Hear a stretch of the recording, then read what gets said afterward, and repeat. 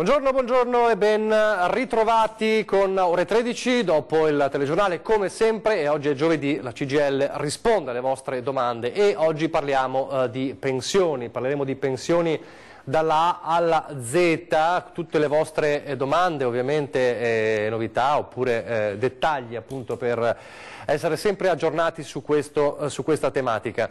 E allora ne parleremo oggi, vi ricordo intanto il numero per chiamare in diretta, come sempre 0422 1626 798, e poi c'è la nostra diretta Facebook, quindi potete scrivere sulla nostra pagina Facebook se ci sono domande, noi controlleremo subito in tempo reale e possiamo quindi girare le vostre domande ai nostri ospiti, che oggi sono, visto che parliamo di pensioni, Paolino Barbiero, segretario generale dello SPI-CGIL di Treviso. Buongiorno. Buongiorno. E poi dell'Inca CGIL, patronato Inca CGIL di Castelfranco, Lucia Celi. Buongiorno.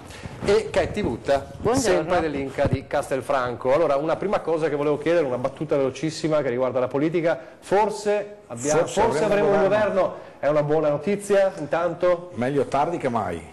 Dopodiché questo governo avrà tanti problemi e speriamo sia in grado di risolverli nel modo più giusto possibile per i cittadini che hanno tanto bisogno di vedere risolti i problemi che sono stati evidenziati durante la campagna elettorale, quindi bisogna passare dalla promessa ai fatti. Però bisogna anche ricordarci che ci sono delle cambiali già pronte là, c'è la cambiale dell'IVA, c'è la cambiale del debito pubblico che va abbassato, e quindi bisogna trovare subito i soldi per evitare che ci siano aumenti che poi si riversano su una riduzione del potere d'acquisto delle famiglie, dei lavoratori e dei pensionati.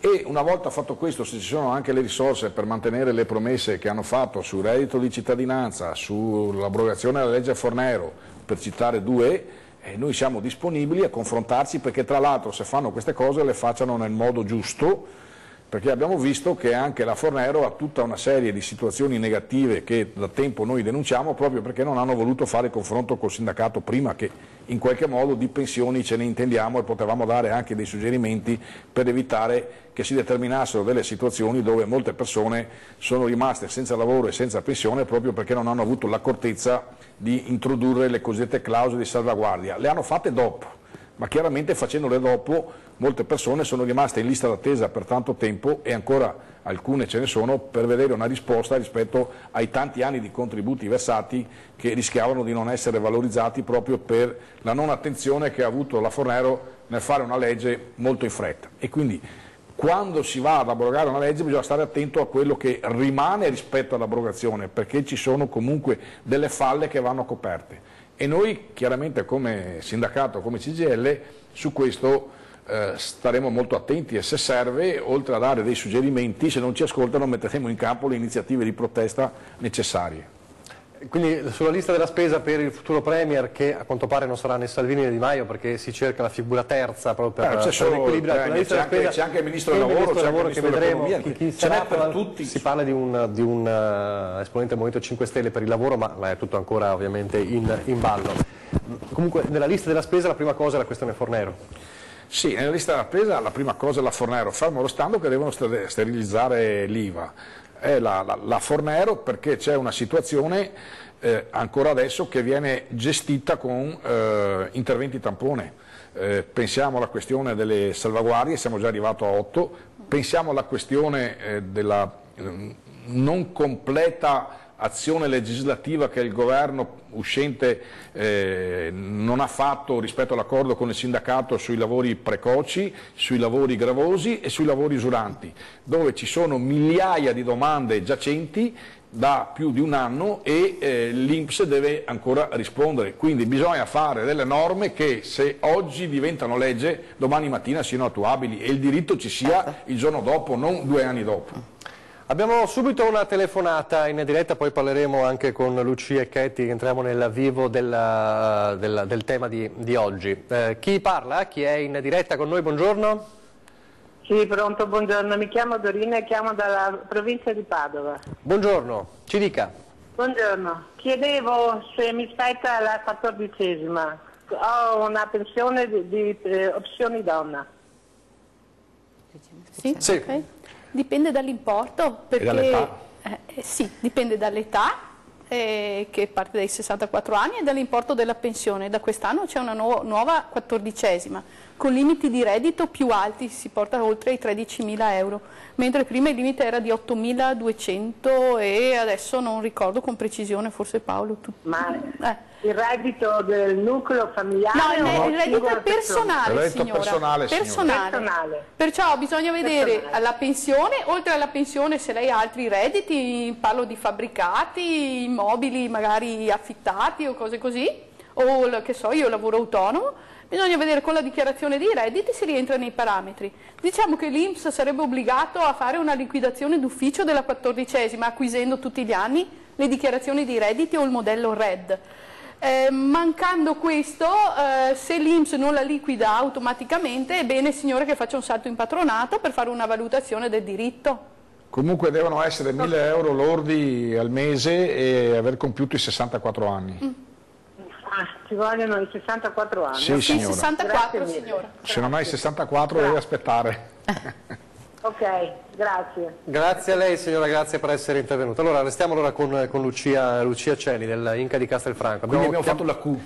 Ecco, 14esima. siccome parliamo di... 14esima. facciamo l'alfabeto delle pensioni oggi per quanto il tempo ci consentirà. Allora, la A come accumulo? Ah no, anticipata. Anticipata.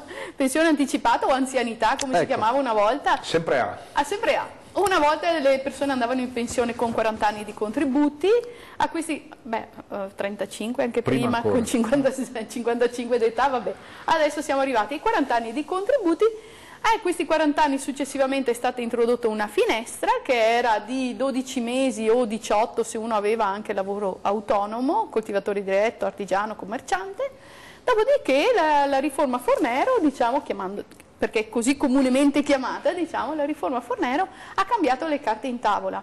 Ha legato il requisito della pensione di anzianità a quella che viene definita l'indicizzazione aspettativa di vita, cioè da dati Istat man mano che aumenta l'età diciamo media nazionale, aumenta il requisito da raggiungere per andare in pensione.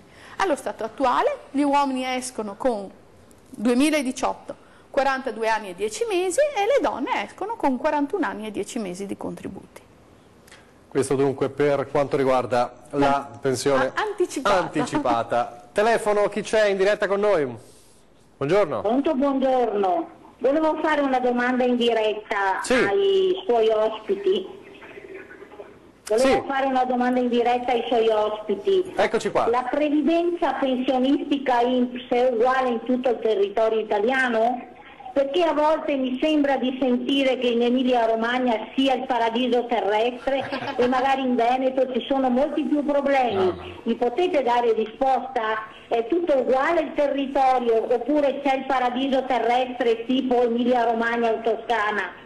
Grazie. Grazie signora. Signora, paradiso terrestre. Paradiso ce n'è uno solo e non è nella terra. Ecco. Per fortuna o purtroppo, a seconda dei punti di vista. Le normative E le normative sono uguali dappertutto. Poi cosa succede? Che se parli con uno in Emilia e magari ti dice che prende più pensione rispetto a un operaio del Veneto, questo può essere vero, come può essere vero che c'è un operaio di Treviso che prende di più di uno di Vicenza, perché dipende molto da che lavoro aveva, da che categoria aveva e da che retribuzione prendeva, perché più alta è la retribuzione, più alta è la pensione, perché c'è una correlazione tra retribuzione e relativi contributi versati. Molto spesso, per esempio, se parliamo con lavoratori autonomi ci dicono che hanno pensioni basse. C'è un motivo dietro a questa valutazione. Se quando dichiarano i redditi in base agli studi di settore si fermano al minimo stabilito dalla normativa e quindi dichiarano 14.000 euro e magari ne prendono 20-25, è chiaro che la pensione non viene fatta su quello che prendono ma su quello che hanno dichiarato. Per di più il lavoro autonomo versa 10 punti di percentuali, forse 12 punti di percentuale in meno del lavoro dipendente, quindi le differenze non sono differenze perché c'è il paradiso terrestre, sono differenze perché ci sono criteri diversi per calcolare la pensione. Quindi insomma la signora cosa deve fare? Non si deve trasferire in Emilia? No. Resti Non è pure- necessario. Abbiamo fatto la differenze. Ecco, differenze.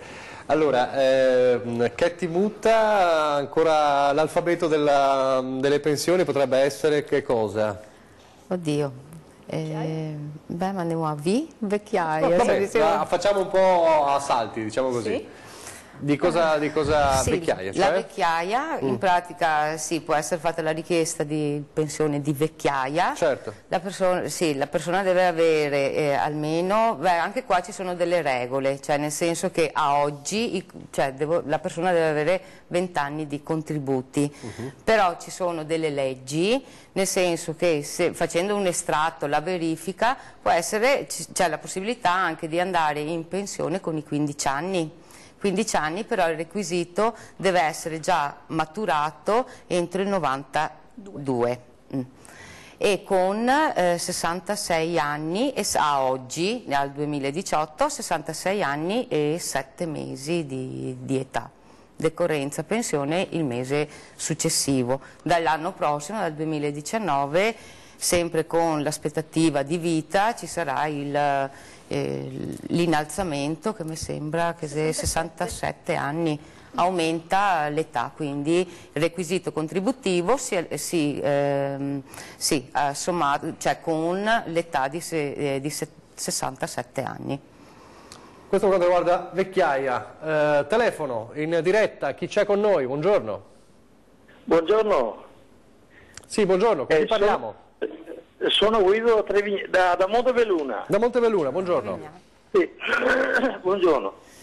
Mi sono un pensionato artigiano.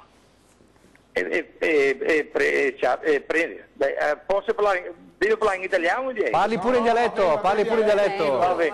Mi serve 930 euro al mese, compresi i 10 euro di assegni della moglie. Sì. Sapere se la moglie no, prende la pensione e le a carico mio, che marchette che ne costate poche, perché quando avevo 5 fioi non era asili, asili che n'era, ma non era iscritta da mandarli all'asilo praticamente. Allora adesso è praticamente a carico mio. È possibile che succeda qualcosa, che abbia qualcosa, oppure non so, una 13ª, una 14ª, proprio un aiuto praticamente familiare, ecco, tutto è. Grazie, allora risponde Lucia. Sì, allora la situazione è purtroppo una situazione molto comune questa. Se una donna non ha almeno 15 anni, come diceva prima la collega, o 20 anni di contributi, non ha la possibilità di accedere a una pensione da contributi. Cosa può restare? Può restare una pensione sociale. La pensione sociale viene data sempre ai 66 anni e 7 mesi, ma per pensione sociale, la pensione sociale viene liquidata in stato di indigenza, possiamo definirlo così.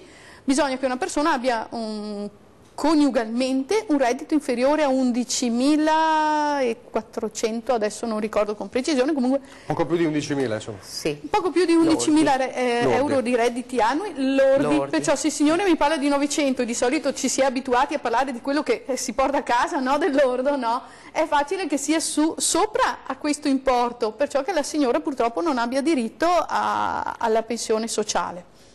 Il trattamento di famiglia di 10 euro di cui parlava il signore prima, purtroppo per i lavoratori autonomi non esistono gli assegni al nucleo familiare che invece troviamo nei lavoratori dipendenti o nelle pensioni da lavoro dipendente. Loro hanno le quote AF. Le quote AF sono di 10,33 euro.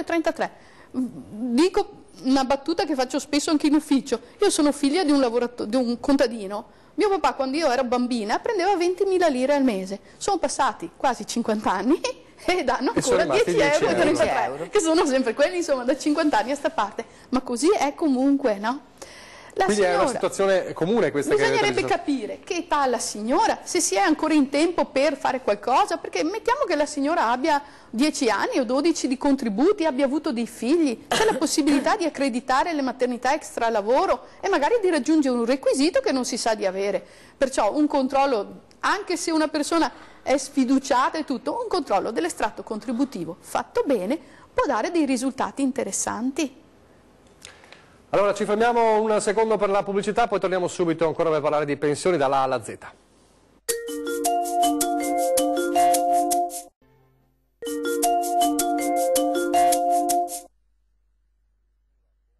Rieccoci in diretta, ore 13, stiamo parlando di pensione. Allora, prima di andare avanti, volevo così che con i nostri ospiti commentassero a partire da questo caso specifico, ma poi se ci sono altri casi che possono essere simili, se lo vogliamo chiamare sotto la P di paradosso, visto che parliamo di alfabeto. Abbiamo raccontato nel nostro telegiornale, se avete seguito, insomma, dalle 12:30 la nostra prima edizione dei telegiornali, di questo caso di una signora di Padova che ha cominciato a lavorare in tarda età, è stata assunta poi a 63 anni dall'azienda ospedaliera di Padova come operatrice socio-assistenziale, perché aveva, grazie alla graduatoria di un concorso, di un vecchio concorso. Lavora quindi da 63 anni, poi però siccome a 67 anni non riuscirà a maturare i 20 anni di contributi minimi necessari per la pensione, perché ha lavorato in tutto circa 13 anni, la direzione generale dell'ospedale è stata di fatto costretta ad applicare la legge e quindi a licenziarla, e quindi la signora si trova senza lavoro e senza pensione. È un caso che, al di là del fatto che ci sarà sicuramente un ricorso, se la memoria non mi tradisce, qualche mese fa è già uscito un caso di questo tipo, però bisogna prendere con beneficio d'inventario questa cosa. Ma questi meccanismi... Fatto il ricorso, mi pare fosse nell'ambito della scuola, ma il meccanismo era uguale. Vinto il ricorso, hanno fatto il reintegro della persona, perché se la persona è in grado di lavorare gli devono consentire di fare i 20 anni. Questa è stata ciò che il giudice ha descritto nella sentenza. Per cui da questo punto di vista, se la signora ha 67 anni e non arriva a fare i 20, conviene verificare se ci sono le condizioni per fare un'azione di richiesta di reintegro. Potrebbero esserci le condizioni, anche perché adesso li mandano via perché sono a 67, ma seguendo l'attesa di vita tra 5 anni devono lavorare fino a 70, quindi c'è anche una contraddizione nelle norme, per cui noi consigliamo alla signora di verificare se sono le condizioni di fare un ricorso. Certo. Abbiamo in diretta qualcuno da casa. Buongiorno, con chi parliamo? Sì, buongiorno, sono Adriana. Adriana, buongiorno, ci dica. Allora, io ho sentito prima... Scusi un attimo. Sì, allora, dica. Volevo chiedere questo, ho sentito prima che parlavano di contributi versati che praticamente non arrivano ai 15 anni, e quindi prima del 92. Sì.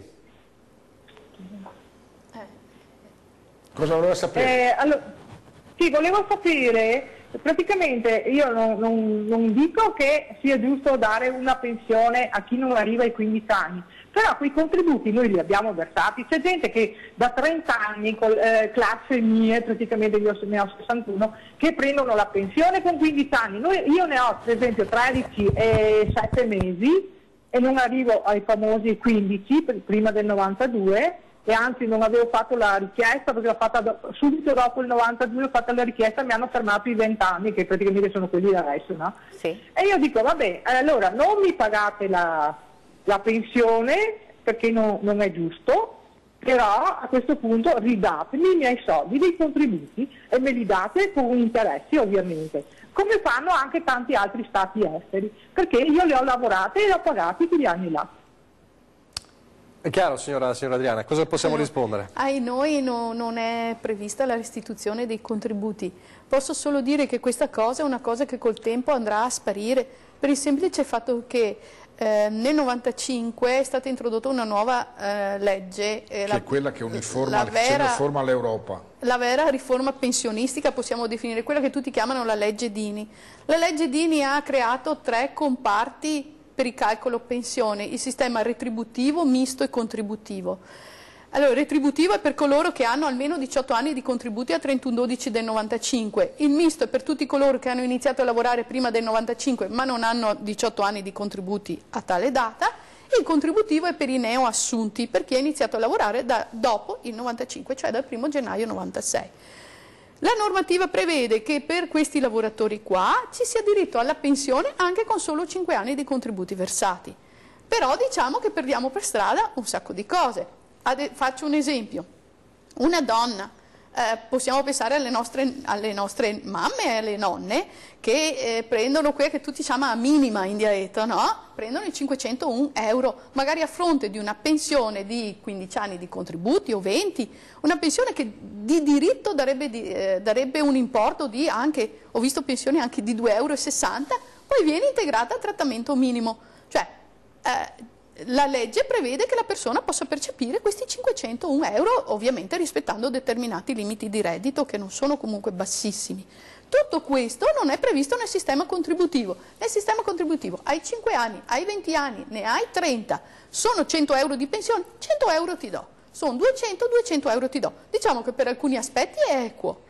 Per altri aspetti, essendo anche il sistema contributivo avendo delle aliquote di rivalutazione molto basse, darà vita a delle pensioni che saranno miserrime. Veramente miserrime proprio. Faccio un esempio, un lavoratore è venuto a fare un conteggio la settimana scorsa a Onelli Fonte in ufficio da me e mi dice: ma come? Il mio collega, abbiamo sempre lavorato assieme, lui prende 1.600 euro di pensione, io ne ho 1.200 lordi. Perché? Per una sola settimana questo signore non era un retributivo, questo signore aveva 17 anni e 51 settimane di contributi a 31,12,95. Sistema di calcolo cambia, perde un 25% della pensione. Così è il sistema di calcolo. Allora adesso cercheremo di vedere se si può riscattare e recuperare la settimana. Però diciamo i miracoli non si fanno, ci sono questi casi purtroppo sì. Un'altra telefonata in diretta, con chi parliamo?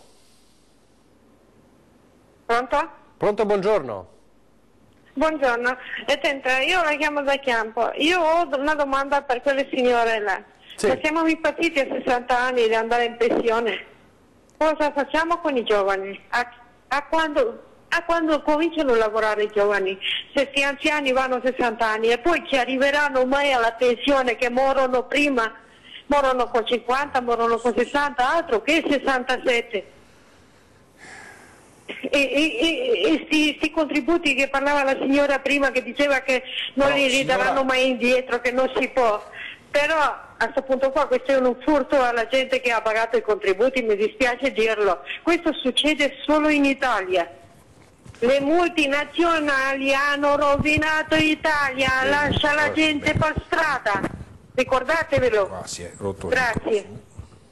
Grazie signora, grazie, ovviamente questo è uno sfogo della signora da Chiampo. Ecco, c'è da dire però che negli altri paesi d'Europa è vero che danno la pensione anche con meno contributi e tutto, però l'integrazione al trattamento minimo e il calcolo della pensione col sistema retributivo ce l'abbiamo noi, cioè. Quindi ci sono situazioni ci sono e i pro e i contro, situazioni. cioè bisognerebbe un po' guardare tutti gli aspetti. Quando si fanno riferimento con gli altri paesi, un conto è fare il ragionamento perché ho sentito le chiacchiere al bar, il conto è perché si è studiato, sono studiati i meccanismi. Certo. Intanto l'Italia ha la pensione di reversibilità, cosa che non ci sono negli altri paesi europei. Non tutti. Non tutti i paesi europei ce l'hanno, ma la pensione di reversibilità in Italia è il punto più alto che c'è nella comunità europea. Prima la Lucia spiegava che è vero che bisogna lavorare 15 anni o 20 adesso per avere la pensione, ma spiegava anche che se raggiungi 15 e 20 la tua pensione sarebbe di 300, lo Stato te la integra a 500. 500 sono sempre pochi, nessuno lo mette in dubbio, ma se fosse stato in base ai contributi versati sarebbe stato di 300. Cambia il sistema, che è quello europeo. Dopo 5 anni tu hai la tua pensione, ma se viene fuori di 10 euro o di 100 euro, quelli sono. E come quelli che hanno lavorato in Germania, hanno lavorato 5-6 anni, vengono qui e prendono i 100 euro che la Germania gli dà. È chiaro che se sono 100 euro poi aggiunti alla pensione maturato in Italia sono 100 in più. Quindi sono meccanismi dove non si possono fare dei confronti, perché se fai il confronto non puoi prenderti il meglio e lasciare per strada il peggio. Se fai il confronto con l'Europa ti prendi delle cose che potrebbero apparire meglio, ma che poi messe tutte insieme ti trovi in una condizione diversa. La questione che invece dice la signora che è arrabbiata e ha ragione, perché in questo paese ormai bisogna essere tutti arrabbiati, ma tra poco c'è un governo che risolverà tutti i problemi, quindi saremo tutti meno arrabbiati. Fatta questa battuta, intanto se uno comincia a lavorare a 18 anni e lavora con un contratto fatto bene, senza fare il precario come diciamo noi da tempo, con 43 anni di contributi a 61 va in pensione. Se non si blocca l'attesa di vita, che è una delle cose che noi avevamo chiesto al governo precedente. Siccome questo governo ha deciso di abrogare la Fornero, se lo fa risponde anche alla nostra richiesta e anche, come si dice, alle preoccupazioni della signora. Poi è chiaro che se uno comincia a lavorare a 18 anni, quando arriva a 60 ne ha fatti 42, quello che comincia a 25 non è pensabile che vada a 60, perché anche lui deve versare i suoi contributi perché poi il sistema regga, e quindi se studia e va a lavorare dopo i 25 anni, magari studiando anche una professionalità che gli permette di prendere più soldi e di fare lavoro anche meno faticoso e meno usurante, lavorerà fino a 65-66, farà anche lui i suoi 40 anni di lavoro. Se arriva a 66-67 e non fa i 40 anni, va comunque in pensione. Perché anche qui noi guardiamo sempre quello che ci piace, ma dobbiamo ricordarci che c'è un'intera generazione che ha cominciato a lavorare a 17-18 anni e si fa 43 anni di contributi e 4 mesi dall'anno prossimo. 43 anni e 4 mesi per un'intera generazione, anche se arrivano a 62-63, se la sono pagata tutta la loro pensione.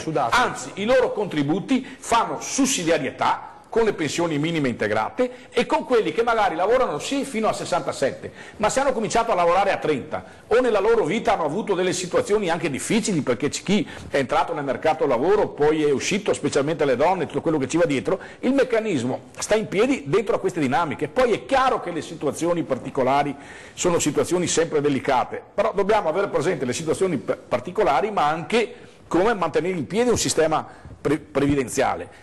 Io starei molto attento quando si fanno raffronti con gli altri paesi sulle pensioni dentro l'Europa, anche perché per esempio dentro all'Europa, dove non hanno saputo risanare bene i conti, tipo in Portogallo piuttosto che in Grecia, noi qui ci lamentiamo perché le pensioni aumentano poco, ma là le hanno tolte, le hanno diminuite.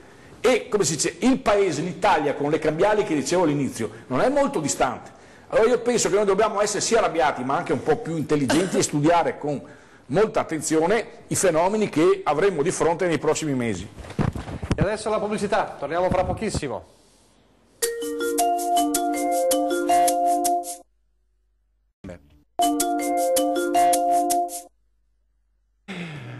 Siamo di nuovo in diretta, ore 13. Allora, stavamo parlando di litigando sulle lettere perché ognuno vuole la sua lettera. E proprio collegandoci proprio al discorso che si faceva prima della pubblicità, gli altri paesi, no? Lucia, tu hai un aneddoto? Un caso, sì, molto recente, sempre in una sede periferica che noi seguiamo, Onei di Fonte, è venuta una signora francese che per motivi, diciamo, affettivi si è trasferita in Italia, ha lavorato circa 20 anni in Francia e meno di 20 in Italia, ha fatto la domanda di pensione di vecchiaia e lei mi mostra il prospetto francese. Possiamo dire che la Francia, sebbene la signora abbia comunque più anni di contributi versati in Francia rispetto all'Italia, la Francia eroga una pensione che è nettamente inferiore a quello che eroga l'Italia. Quindi insomma i confronti con le cifre più o meno. Guarda, so che se non ricordo, signora potrebbe anche chiamare perché... La signora abita a Onei di Fonte, se ci vede... Potrei sbagliarmi, ma mi pare che l'Italia le dà circa 350 euro, mentre la Francia le ha mandato un prospetto di 220 così. Sempre in virtù del fatto che questi contributi esteri, sebbene in Italia non vengano utilizzati economicamente per avere un importo pensione, vengono però utilizzati per il sistema a cui una persona appartiene. Per l'Italia questa signora appartiene al sistema retributivo, perciò quei 15-18 anni che ha versato in Italia sono stati calcolati col sistema retributivo, perché la signora aveva più di 18 anni di contributi al 31-12-95, anche se in Francia, perché è un paese comunque che ha le convenzioni con l'Italia. Ecco. L'Italia batte Francia su questo fronte. 3-2. Telefonata in diretta, pronto, con chi parliamo? Sì, buongiorno, sono Barbara di Arzignano. Barbara, buongiorno. Volevo chiedere una cosa, mio marito ha lavorato 3 anni e mezzo circa sul ente pubblico. Sì. Gli altri 25-26 anni li ha fatti sul ente privato e attualmente sta lavorando sul ente privato. Quei 3 anni e mezzo che ha fatto nel pubblico si possono recuperare, sommare con... Perché l'ultima volta che sono andata a vedere ci hanno detto che c'era una legge che doveva uscire per il discorso per unificare senza pagare l'eventuale differenza.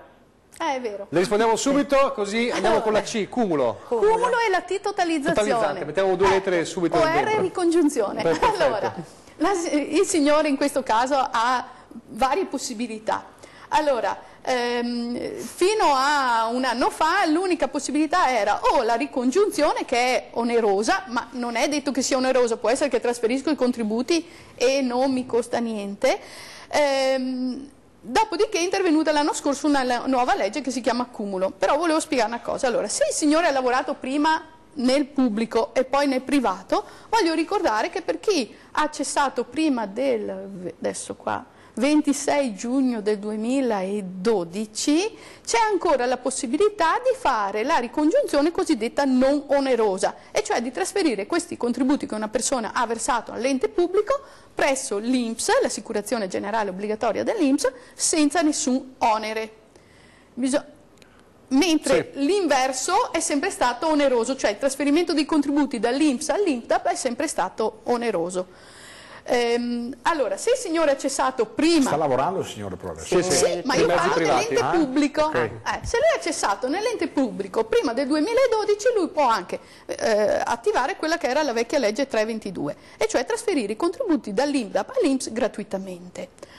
Non è interessato a fare questo, non cambia niente. Da maggio dell'anno scorso è intervenuta una nuova normativa che si chiama cumulo. Diciamo che il cumulo c'era già, c'è da anni, ma è intervenuta una nuova forma di cumulo proprio per sanare tutte queste situazioni che, pur dando vita a pensioni, diciamo a un conteggio di pensione uguale, ti imponevano un costo molto importante per trasferire i contributi.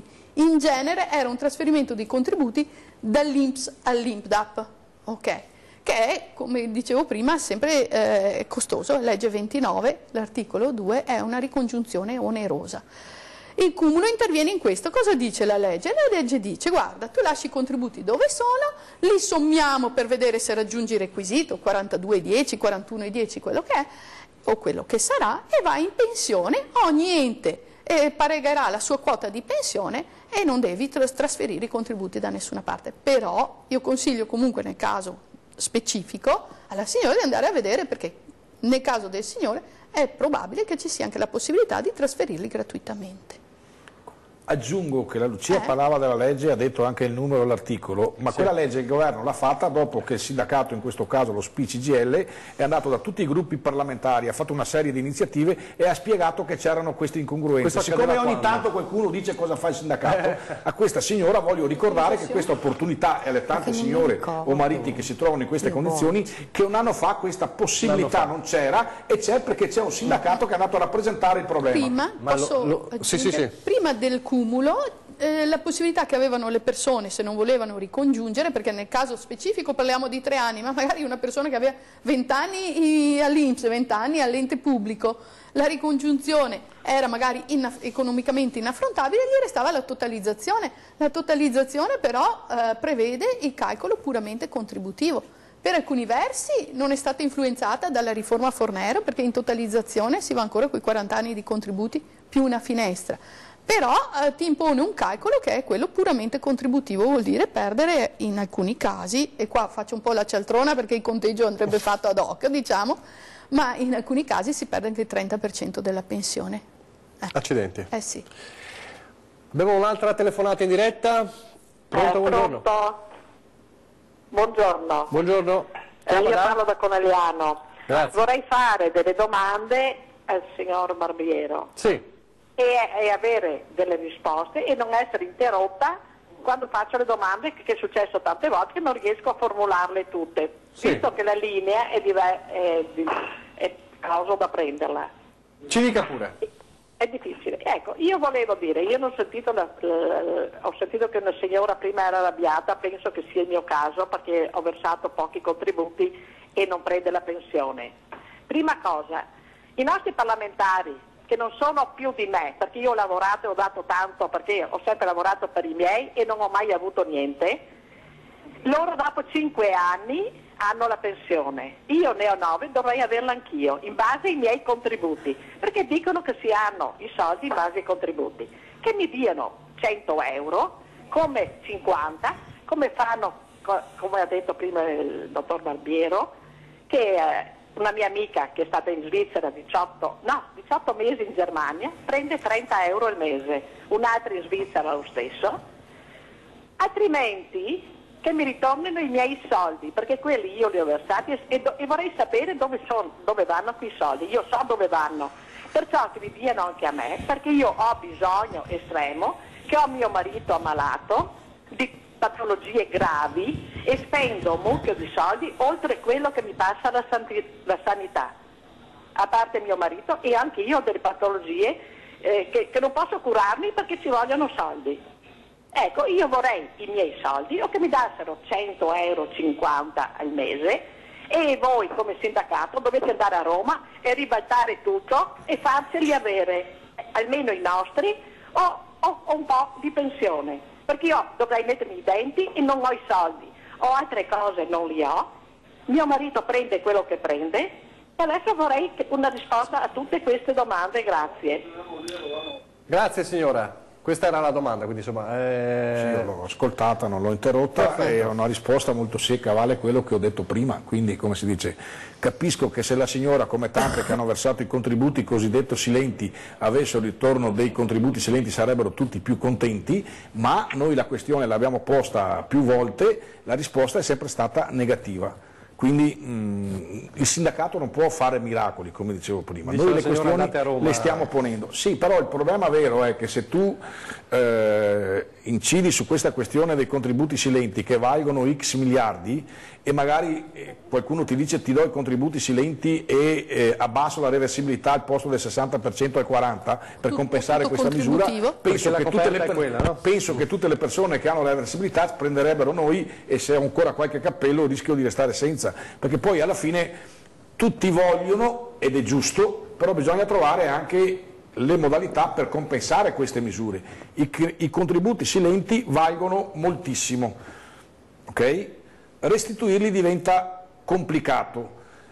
L'operazione che è stata fatta, lo spiegavo bene la Lucia, adesso a questo punto, tra una generazione, quando tutti andranno coi 5 anni, il sistema non avrà più telefonate che ci diranno che c'è questa situazione, perché si estinguerà per via naturale. E penso che oggi, io potrei anche dire, dico che la signora ha ragione, ma non voglio illudere nessuno, perché una richiesta di questo tipo, con la situazione che ha il sistema previdenziale, è difficile che abbia una risposta, tanto più che se decidono di abrogare la legge Fornero, devono tirar fuori 24 miliardi per compensarla. Pensiamo che è già difficile quella roba là, che ci siano soldi eventualmente per dare risposta a quella signora. La capisco, poi su quelle situazioni bisogna vedere invece, rispetto alla pensione di suo marito, se ha la possibilità magari di aggiungere la quota di inabilità, di invalidità, quello che abbiamo parlato anche l'altra volta. Poi è chiaro che quando i soldi sono pochi e ci sono situazioni come quelle che sono state rappresentate, è una situazione di disagio pesante, certo. Però insomma noi non abbiamo la possibilità di moltiplicare i pani e i pesci. In effetti per quanto. La pubblicità adesso, poi torneremo a parlare con i nostri amici della CGIL per altre domande, se le avete chiamate oppure scrivete sulla pagina Facebook. A fra pochissimo.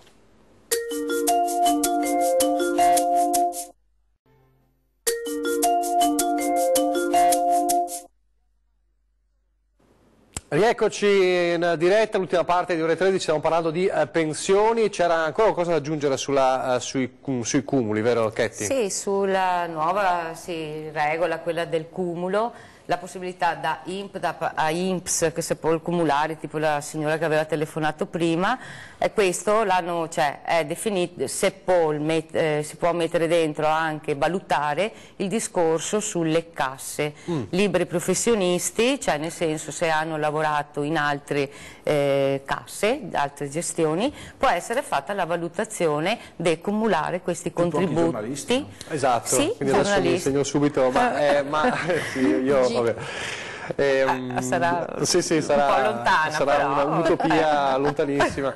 L'importante è che te lo ricordi, che poi devo ricordare, devo avere tanta speranza anche. Da valutare in che senso? Caso per caso? Dipende dalle professioni? No, dalle casse e anche dal caso, cioè, voglio dire, nel senso che se una persona ha lavorato, però ha lavorato anche come giornalista nello spettacolo, o geometra, anche però cioè, è da valutare, perché magari sfuggono, lavorano 2-3 anni, e questo però può essere tenuto in considerazione, perché rientrano anche le casse per arrivare al requisito della pensione anticipata.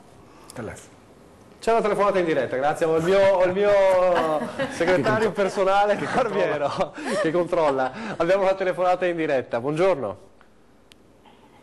Buongiorno, mi chiamo signora. Elena da Pieve di Soligo. Buongiorno. Niente, volevo fare un'affermazione semplicemente alla signora Fornero, come che può portare specialmente le donne a 70 anni di età per avere la pensione, quando che già a 60 anni penso abbiano lavorato una vita a andare in fabbrica, mantenere la famiglia e così via. Seconda cosa, volevo chiedere come mai dicono sì che i veneti non hanno voglia di lavorare, e come nel mio caso che la fabbrica ha fallito, sono a casa a 61 anni e non si trova lavoro, perché quando vai a chiedere ti dicono no, non ce n'è, non abbiamo bisogno. Quindi ho dovuto pagarmi per arrivare a 35 anni di pensione, di contributi, 1 anno e mezzo di contributi da sola, ma dopo con la minima pensione del marito in 3 in famiglia. Io mi chiedo come si può fare arrivare a 43 anni di contributi per avere una pensione insomma decente. Ecco, grazie. Grazie a lei signora, grazie di averci chiamato. Però la signora con l'opzione donna. Ma l'opzione donna c'è ancora aperta, però bisogna avere intanto l'età, 57 o 58 anni di età entro il 2015 e 35 anni di contributi entro il 2015. Perciò la signora non detto che ne ha 61. E dopo bisogna tenere sempre conto che il calcolo per l'opzione donna è contributivo. Sì. Fa specie però sentire, ecco, al di là del caso singolo, no? Una signora che si rivolge alla Fornero, insomma è uno sfogo che fa pensare, no? È rimasta ancora forte questa situazione per molti. Sì, è rimasta forte e chiaramente rispetto alle donne ha un elemento di gravità in più, perché mentre gli uomini hanno comunque la possibilità di avere una carriera continuativa, no, perché tra l'altro noi non dobbiamo procreare fisicamente, le donne, anche per effetto del fatto che devono anche dare un contributo alla demografia, mettiamola così, delle volte non sempre riescono a conciliare crescita dei figli e lavoro, quindi rinunciano per i periodi e rientrare è molto complicato. Poi io dico alla signora che i veneti sono quelli che hanno tanta voglia di lavorare, poi ci sono molti imprenditori che alla fine vorrebbero che i veneti, oltre ad essere tanto bravi a lavorare, fossero sempre giovani, sempre in forma, rendessero il massimo e accettassero anche di lavorare sotto il contratto nazionale, che è uno degli elementi che noi stiamo tentando di contrastare, perché poi appunto con l'allungamento dell'età pensionabile e con il fatto che non c'è più una struttura produttiva dove tu hai un posto fisso, perché la nascita e la morte delle imprese per 1000 motivi si è accorciata e c'è la necessità anche di cambiare la professionalità acquisita, bisogna sapere che complessivamente il sistema delle imprese e lo Stato deve investire, cosa che oggi non c'è su questa programmazione, perché appunto se una persona è ancora in salute e ha 61 anni e per andare in pensione deve lavorare fino a 66, bisogna metterle nelle condizioni che il mercato di lavoro è in grado di accoglierla, non di rifiutarla, perché oggi di fatto il mercato del lavoro rifiuta questi soggetti ed è sbagliato, perché delle due l'una, o li mandi in pensione prima o devi trovare un sistema dove il mercato del lavoro è in grado di accoglierli e di inserirli. Ed è possibile, perché non è che questo non sia possibile, basta guardare anche qui quando guardiamo l'Europa, dove per esempio queste persone che hanno esperienza possono fare attività part-time negli ultimi anni, avendo comunque l'impresa che garantisce la copertura dei contributi come fosse un full-time, e inserire un fianco al giovane. Il punto vero è che c'è un tessuto industriale nel nostro Paese che guarda molto al massimo risparmio sul costo del lavoro in assoluto, quando invece potrebbe risparmiare o dovrebbe risparmiare sui costi di struttura. Lo Stato dovrebbe aiutarlo per abbassare i costi dell'energia, pensiamo ai costi del trasporto, cioè a tutto quello che incide sulla produzione, che ormai rappresenta l'80%. Siccome su quell'80% non c'è una capacità di innovazione, si va a pestare sempre sul 20%, cioè sul costo del lavoro e quindi sulle persone. Quindi io capisco e lo condivido il disagio della signora, ma anche qui ricordo a tutti che è una delle battaglie che noi stiamo facendo, perché la Carta dei diritti che la CGIL ha presentato, e adesso appena ci sarà il nuovo Premier, il nuovo Ministro del Lavoro e dell'Economia, gli diciamo: guardate che c'è una Carta dei diritti, visto che avete parlato tanto di risolvere le questioni degli ultimi, prendete la Carta dei diritti, è già tutto scritto, e approvatela. Bisognerà portare avanti quello che si è detto in campagna elettorale, che è già una cosa. C'è una telefonata in diretta, con chi parliamo? Pronto? Pronto, buongiorno. Buongiorno, Nadia da Treviso. Nadia, buongiorno, ci dica. Allora, hanno parlato di contributi dormienti. Sì. Vorrei chiedere il perché i nostri extracomunitari hanno chiesto che vengano i genitori qui in Italia. Le hanno dato le pensioni a quei signori che dopo se ne sono tornati al loro paesello. È ancora in vigore questa legge o è stata abrogata? Perché è un'indecenza. Chi ha lavorato anche 15 anni, 13 anni, non le danno la pensione. A quelli che sono venuti qua le danno subito la pensione. Vi ringrazio, arrivederci. Grazie signora Nadia. Chi può rispondere? Sì, anche questi sono luoghi comuni che si raccontano al bar e poi, come si dice, di un grillo si fa un elefante. Allora, c'era una norma che prevedeva per gli stranieri che i contributi versati, se non rimanevano in Italia, fossero restituiti. Perché? Perché a livello europeo, quando tu invece versi i contributi entro 5 anni, hai la tua quota di pensione. Quindi si è detto, invece di restituirli, invece di fare la pensione, si restituiscono. Questa norma è stata tolta ancora 10 anni fa, quindi sono qui, lavorano, versano i contributi, se vanno ai loro paesi i soldi li lasciano qua, tanto per capirsi. Io penso, scusa, finisci. Se non ha finito, poi c'è la questione delle pensioni anche di quelli che portano qua i nonni, anche qui ecco, si stanno raccontando delle, come si dice, situazioni che se riguarda qualcuno, riguarda determinate condizioni, ma sembra che siano tutti così, invece delle volte bisogna anche raccontarla per quella che è. La pensione sociale. Per avere diritto alla pensione sociale prima bisognava avere la carta di soggiorno, adesso oltre alla carta di soggiorno, che comunque un cittadino straniero può ottenere la carta di soggiorno con determinati requisiti di alloggio e residenza stabile in Italia, oltre alla carta di soggiorno la persona deve avere una residenza effettiva, stabile e continuativa da almeno 10 anni in Italia. Non deve avere determinati limiti di reddito, superare determinati limiti di reddito, che voglio insistere e dire, queste norme che io dico sono valide per gli italiani come per gli stranieri. Perché posso fare l'esempio di italiani che vivono in Venezuela con pensione sociale italiana, ce ne sono e li hanno scoperti anche di recente. Non possiamo dire che gli stranieri sono furbi e gli italiani no, cioè diciamo che chi fa la furberia c'è ovunque purtroppo. Le norme... Oppure che continuano a percepire, italiani che sono all'estero continuano a percepire la pensione, è morto e nessuno ha detto che è morto. No. Sì. Beh, allora, ci sono delle regole, le regole sono uguali per tutti. La signora accennava alla pensione sociale. Io di queste fantomatiche pensioni sociali date a tutti a caso dico che ottenere una pensione sociale adesso come adesso, sia per un italiano che per uno straniero, non è assolutamente facile. Giustamente anche perché la pensione sociale non viene data a fronte di contributi, viene data, come dicevo prima, in caso di indigenza. E l'INPS ha tutti gli strumenti e mette in atto tutti gli strumenti che ha per controllare, perché le risposte sono: faccio la domanda di pensione sociale a un signore, respinta.